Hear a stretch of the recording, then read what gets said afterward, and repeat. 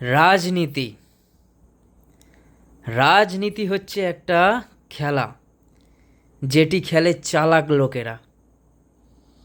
আর বোকা লোকেরা তো সেইটা নিয়ে খালি চর্চা করে, মারামারি করে, হানাহানি করে,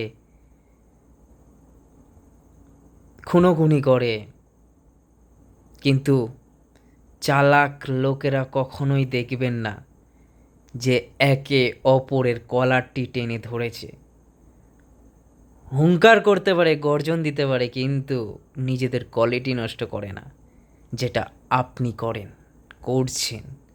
নিজের ঘর পরিবার, ফ্যামিলি, পরিজন, বন্ধু বান্ধব সবাইকে শত্রু বানাচ্ছে। যাদেরকে ঘিরে আপনি বড় হলেন ছোটবেলা থেকে, কৈশোর থেকে যৌবনে পা দিলেন, আজকের ডেটে আপনি তাদের চোখে কি হয়ে দাঁড়িয়েছেন? শত্রু।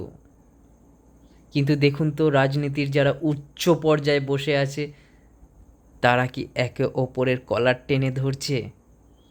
না একটা টুস্কি অবধি মারছে না।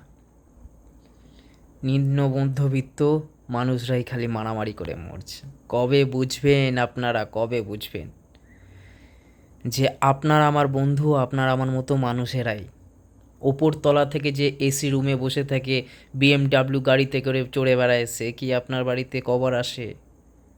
নাকি আপনার বাড়ির ওই জল নালা নর্দমা দিয়ে হেঁটে যায়? কখনোই না। একটু বুঝুন, একটু সজাগ হন আপনারা।